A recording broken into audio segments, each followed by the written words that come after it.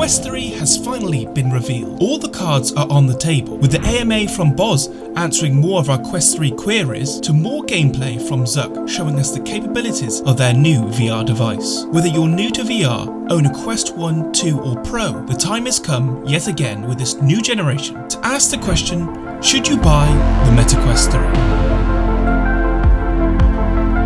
So I feel like the best way to do this is step by step compare the specs and features of each of the headsets, starting with resolution. To start, the Quest 3 will be using pancake lenses, which is a step above both the Quest 1 and 2. The Pro does feature pancake lenses, and from my experience, they provide a night and day improvement. You get a real sense of clarity when looking through them, and the only determining factor in terms of image quality comes from the panel resolution. The Quest 2 and Pro do have similar resolution in terms of pixel density, but thankfully the Quest 3 will have a resolution of 2064 by 2208 compared to the previous resolution of 1832 by 1920. And this, in Zuckerberg's own words, coming from the most recent Lex Fridman podcast, provides a 40% sharper screen. You can also expect 120Hz refresh rate out of the box, which is an improvement over the Pro's current refresh rate of 90Hz. In terms of resolution, it's clear that the Quest 3 is the current winner.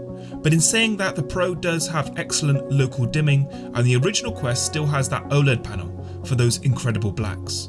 But the Quest 3 is a clear upgrade. Unfortunately, the field of view will be the same as the Quest 2, as per the AMA from Boz. Now onto features. The Quest 1 and 2 represent the first stage in development of VR headsets, and from the Pro onwards represents what's called VR 2.0, or mixed reality, and that's the introduction of colour mixed reality. Just to give you an idea what this looks like, here's a short clip of the Quest 3 in action. This is Quest 3.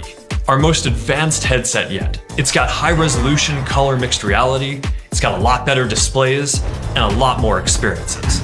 Now for those who have the Quest Pro, you're already familiar with some of these features. It's clearly an upgrade from the blurry grayscale pass-through of the Quest 1 and 2, but something that I found interesting and slightly annoying was when Boz was asked if the Quest 3's mixed reality would be better than the Pro's. The Quest 3 is better in mixed reality, and the reason for that is we have two higher resolution color cameras on the Quest 3. To my last answer, initially with the Quest Pro, we had this other vision of how we would colorize that we felt was okay, but it wasn't as good as what we ended up landing on there. So Quest Pro still has great mixed reality, still has great access to the Presence platform, but it will be slightly improved on Quest 3 from a Presence platform standpoint, and dramatically improved in terms of the user experience of the clarity that you get of your surroundings. Now the reason I'm slightly annoyed is because a lot of you have paid 3 times the amount for the Quest Pro than the Quest 3 will cost. And while I understand the technology moves fast, it just seems like the Pro was a testing grounds for mixed reality. But in saying that, I was left slightly disappointed with the Pro's pass-through. It was noticeably grainy, and this was most probably due to the lack of that depth sensor. To give a good comparison, the Bloomberg hands-on report from the Quest 3 describes the difference between the Pro and the 3 is being able to read text on your phone. So it's a clear improvement in clarity. But let's be honest, this is only interesting to those interested in mixed reality. Most of you, I'm guessing, are interested in VR, so this extra 2.0 feature could be no more than a gimmick to you. But as for the Pro, it looks like the only good thing to come out from it are the camera track controllers, face and eye tracking, which are the 3 features you won't be getting from the Quest 3. And that's my next point, controllers. The Quest 3 marks the transition to a new type of hybrid tracking, as explained in Boz's AMA. This is the question I've gotten the most frequently, and I love it. Going back to the original Oculus Touch controllers, the ring on the outside is covered in a constellation of LEDs in a specific pattern that allowed the computer vision on the inside-out headsets to track the controllers in space. And the new controllers that we have still have infrared LEDs on them. In a constellation that you can't see because you can't see infrared light, but that the cameras that we have on the headset can see. However, they also are going to be in positions where many of those LEDs are occluded. And so we have fused the computer vision we were using for constellation tracking with our hand models. So the hand tracking is also going to kind of running at the same time. And so we have a model of your hand that tells us where the controller is, in conjunction with all the tech tricks we've been using for a long time, using IMUs and smoothing to fill in gaps. they work really well. But I'll definitely be interested to see how this compares to both the Quest Pro and the Quest 1 and 2's tracking. I would make the assumption that the Quest Pro's controllers will remain superior, as they do their tracking independently, but time will tell on this one. But coming from the Pro controllers, and the shape and ergonomics are hands down an improvement, which is something you can expect from the Quest 3. But now onto what I'd consider the most important factor in buying a new VR headset, and that of course is performance. But before I do, I just want to talk quickly about today's sponsor. Extra is a company that sells the most compact wallet available, with this super cool method of accessing your cards.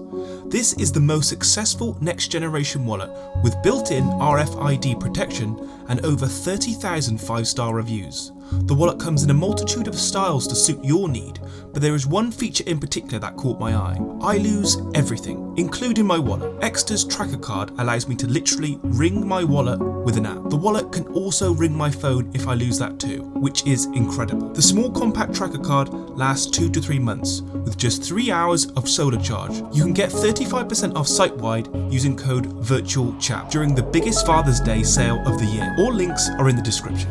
So, performance.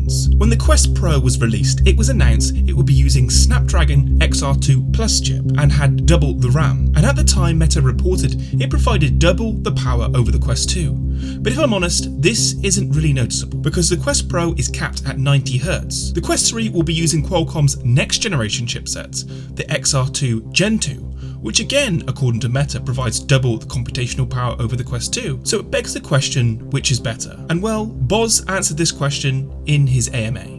It does depend a little bit about what you care about. For the most part, I think the answer is going to be yes. The Quest 3 has a lot more processing and thermal space than even the Quest Pro does, and still has a lot of the great features that we wanted to introduce, including things like mixed reality, which I think will be more important to a set of games that come in the future.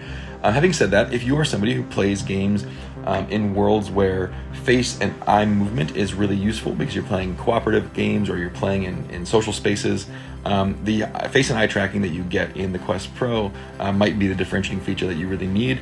I also personally love the open periphery design of the Quest Pro, so it really depends a little bit on your preferences, but I think the general answer is yeah, Quest 3 is just going to be a tremendous headset for gamers. Now again, this is kind of good and bad.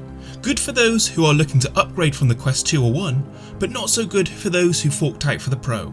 The direction they went with the Pro was mixed reality for a work environment, and it turns out the Quest 3 will provide more clarity in that area too. So it does make you wonder if the only reason the Pro exists was just to cut manufacturing costs for the Quest 3. Either way, it seems the Quest 3 is an improvement over every headset, but it really boils down to what you use it for. PC VR users really won't see much of these benefits, and I'd personally wait to see what Valve have up their sleeve if you're primarily a PC VR user. But for those who enjoy standalone, the Quest 3 is a clear winner over all 3 headsets, and at a price of $499, it's definitely in the mass consumer range. The only part I'm skeptical about are the controllers, but time will tell on that one. But what do you all think? Will you be buying the Quest 3? Let me know down in the comment section below. And if you like the video, like and subscribe. And as always, I'll catch you on the next one.